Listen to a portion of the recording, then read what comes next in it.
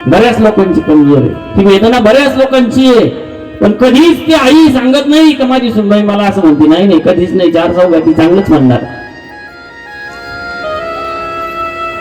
सासरे घरातून उपाशी जरी निघाले ना, त्यांना जर कोणी म्हटलं ना जेवण नाही, ते म्हणतील आता सुनबाईनी गरम गरम पोहे केले होते, चहा पण पिला, आता कशाला गरज नाही म्हणे आता जेवायची, मला आताच नाश्ता केला मी. सासूबाईला कोणी विचारलं गल्लीमध्ये, अहो चहा घ्यायला, नाही नाही आताच माझ्या सोन्याने चहा भाजला मला.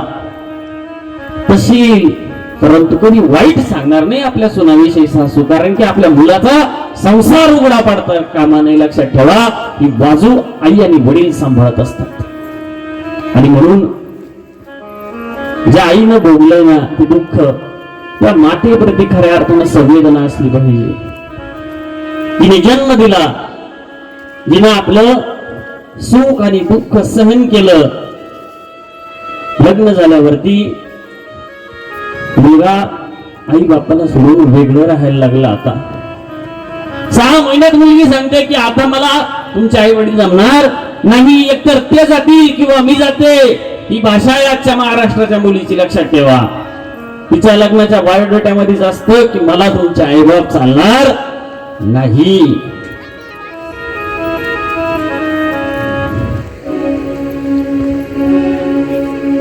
जन्म देऊनी आई बापाने,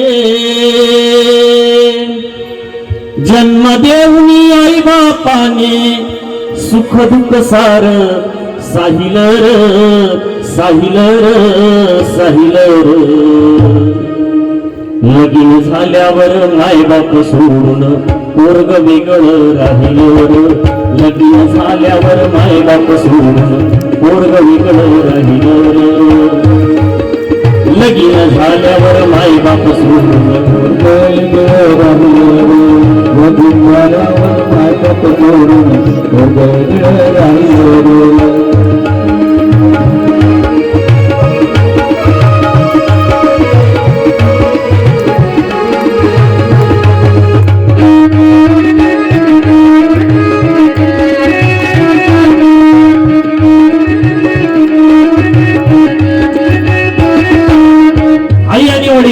कधीच कंप्लेंट करत नाही मुलाची. कधी सांगते काही मुलाबद्दल वाईट नाही सांगणार. किती दारू पिऊन 12 वाजता येऊ द्या, 1 वाजता येऊ द्या, 1:30 वाजता येऊ द्या, आई जाते दरवाजा उघडते, परंतु कधीच वाईट सांगणार नाही. गल्लीमध्ये, गावामध्ये, नातेवाईकामध्ये झाकून ठेवते. जोपर्यंत आई आणि बाप घरात शिल्लक आहे ना, तोपर्यंत आपल्या सगळ्या दुर्गुणांवरती झाकण घालणारी माणसं घरामध्ये असतात. कुठं बाहेर गेली ना, सुनासाठी आई विचार करते, सगळ्यांच्या सुना बघते आणि मग सांगते, आमची लाडाची सुनबाई, आमची लाडाची सुनबाई, आमची लाडाची सुनबाई, आमची लाडाची सुनबाई. तिची काय सांगू नवलाई, तिची काय सांगू नवलाई, तिची काय सांगू नवलाई. नवऱ्याच्या कानात सांगे, नवऱ्याच्या कानात सांगे, नवऱ्याच्या कानात सांगे, तुमचे माय बाप नको ग बाई. नवऱ्याच्या कानात सांगे, तुमचे माय बाप नको ग बाई. आईला सांगते की ही तुमची आई नको. आता 6 महिने काढलं, मी सोचलं आता माझ्याकडून सहन करणं होत नाही. त्यांचं बोलणं मला पटत नाही, त्यांचं वागणं मला पटत नाही. ही आजची व्यथा आहे. एवढले मंडप भरतात ते मध्ये म्हाताऱ्या माणसाने उगाच भरतात काय? उगाच भरता का काय? काय पाहू? तेच तोंड पाहू का? तेच बोलणं ऐकू का घरामध्ये? त्याच्यापेक्षा इथं कधी घेऊन बसलेलं, कीर्तनाला येऊन बसलेलं चांगलं का नाही? खरंय का खोटंय? दुःख सहन करतात. आणि कोणी माणसाने विचारलं ना, मैत्रिणीने विचारलं ना, तर वाईट सांगत नाही. लक्षात ठेवा, आतमध्ये जळत असतात ही म्हातारी माणसं. आमची लाडाची सुनबाई, आमची लाडाची सुनबाई, काय सांगू तिची नवलाई, काय सांगू तिची नवलाई. नवऱ्याच्या कानात सांगे, तुमचे माय बाप नको बाई. नवऱ्याच्या कानात सांगे, तुमचे माय बाप नको बाई. जित्यापणी हे मरण आमचं,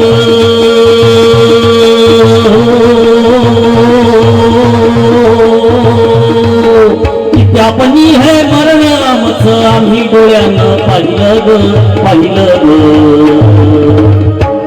लगीन झाल्यावर माय बाप सोडून पोरग वेगळं राहिलं लगीन झाल्यावर माय बाप सोडून पोरग वेगळं राहिलं लगीन झाल्यावर माय बाप सोडून पोरग वेगळं राहिलं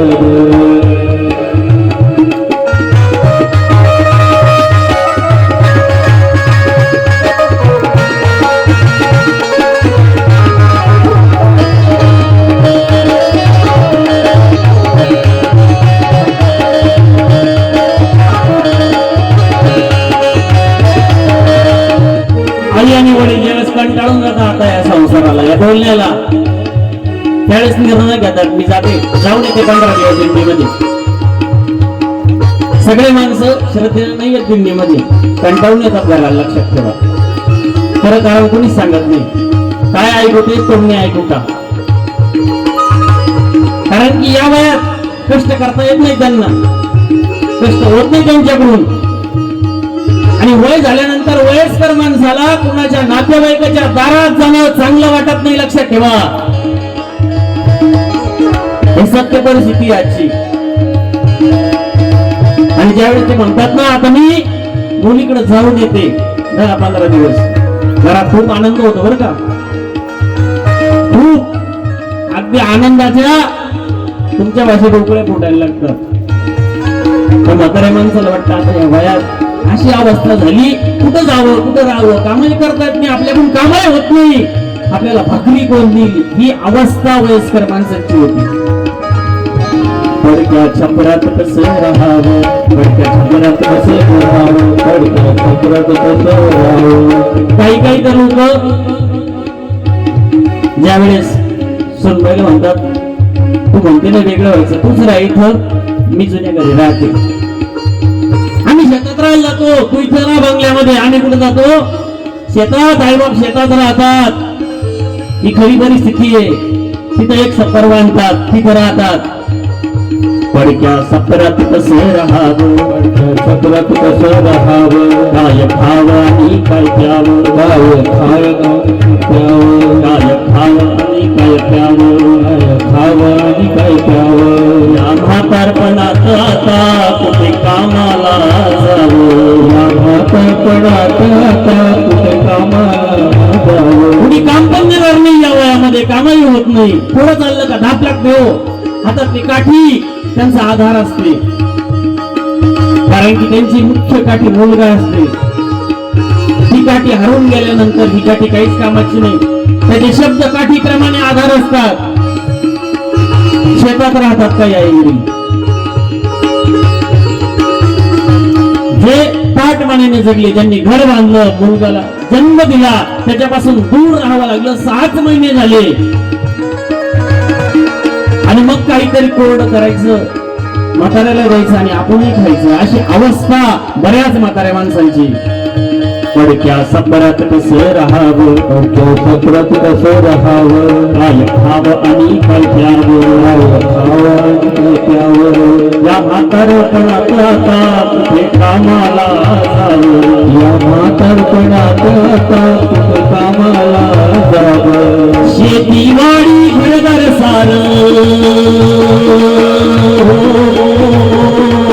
शेतीवाडी घरदार सार कोणाच्या नावानं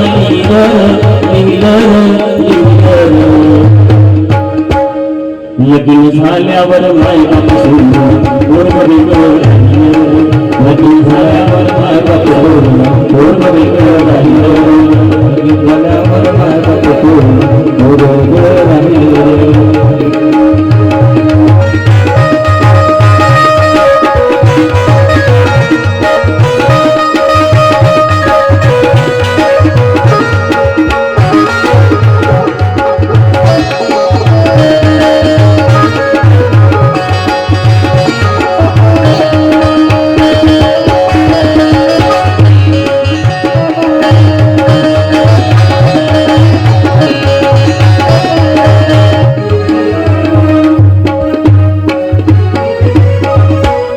अनेक आई वडील लक्षात ठेवा महाराष्ट्राच्या भूमीमध्ये असे अनेक लोक हे आतून मारतात समोर जिवंत दिसतात अशी अनेक लोक समोर दिसतात आम्हाला बऱ्याच ठिकाणी. चेहरे बघितल्यावरच कळतं हा माणूस आतून रोज मरतो, थोडा थोडा थोडा रोज मरतो.